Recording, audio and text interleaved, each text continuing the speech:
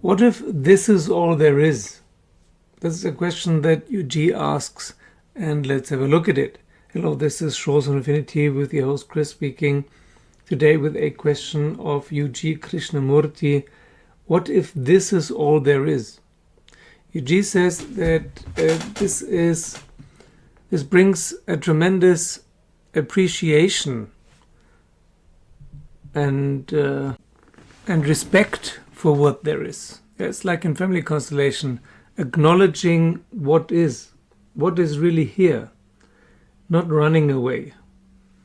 For UG, most people who are looking for religious or spiritual or otherwise enlightenment, pleasure, satisfaction, they're running away from what is now, here and now.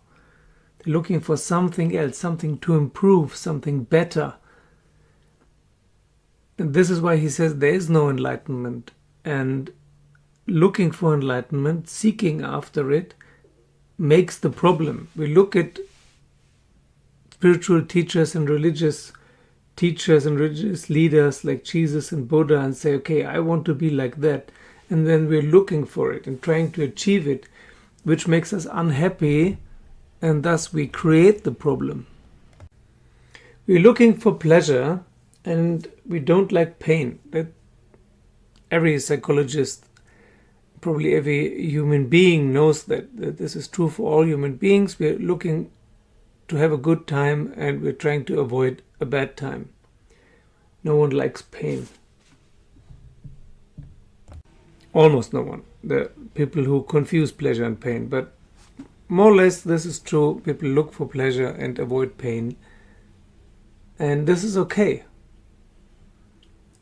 But what do we do by looking for enlightenment and trying to emulate adored enlightened teachers, of whom we don't know if they were enlightened? They claim they are, or it is claimed by their followers. So we always think we have to improve something, we have to be better somehow.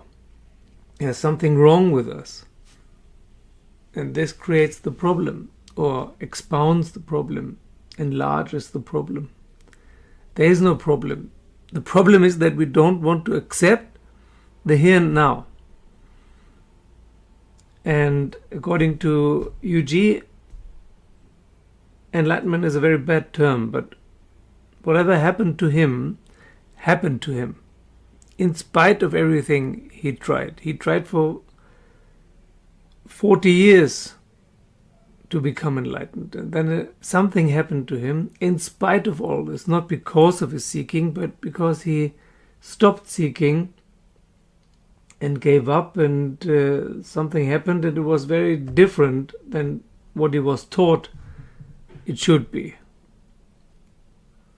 So he came to a place of utter neutrality, where everything stopped. Not a place of beauty and compassion and joy, but a place of utter neutrality where suddenly all the bullshit was gone. He could see clearly.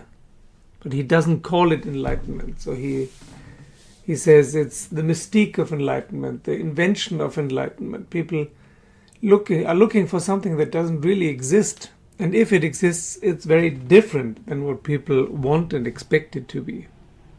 And I can only agree with it. He's very close to my heart, what he says, for a long time.